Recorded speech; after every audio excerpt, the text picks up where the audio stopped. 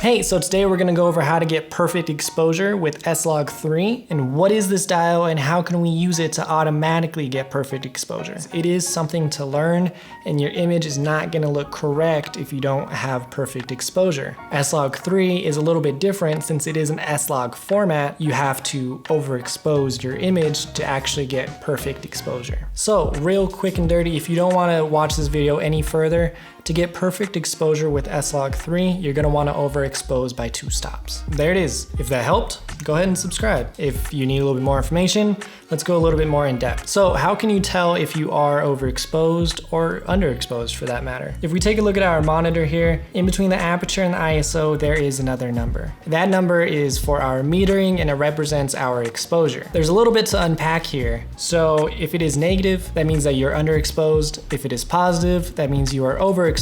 If it has 0, you are perfectly exposed. And if it is blinking in either positive or negative, that means that you have exceeded the limit, so you are more than 2 stops under or overexposed. So now we know where to look at for our exposure. Let's go a little bit more in depth. Under my function menu, I have my metering mode. If you need help setting up your camera, go ahead and check the description because I have a full setup video for this camera, but let's go into our metering mode and there is a whole bunch of different options. So multi is gonna take a look at your entire screen and it's gonna give you an average for your exposure. Center is obviously center and the rest of these are pretty self-explanatory. There is another feature that is gonna help you out tremendously. So let's go into our menu under exposure color, metering, go down to face priority in multi-metering and turn that on. What this is gonna do, as long as you are in the multi-metering mode, the exposure is gonna be based off of your face. So the camera is automatically gonna detect your face and make sure that your face is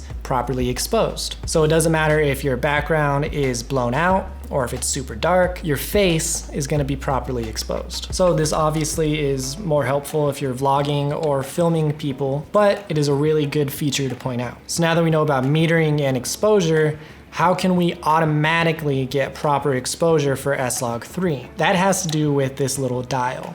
This is the exposure compensation dial. In other words, it's gonna determine what your camera automatically exposes to. The exposure compensation dial does not work in fully automatic or fully manual, but it will work in aperture priority, shutter priority, or manual as long as you have auto ISO on. And real quick, before we start turning anything, these dials have a lock. So you have to push on them to unlock them, and then you can change them and you can push it back down to lock them. So this dial is the key to getting your exposure perfect automatically, and there's 3 ways to do that. So what we're gonna have to do is go and change our exposure mode. So you can change it to aperture priority, where you have control over the aperture and the camera does everything else. Shutter priority, where you have control over the shutter and the camera changes everything else, or manual. And we're gonna go ahead and change manual. I like to stick to the 180-degree rule and keep my shutter at a fixed pace.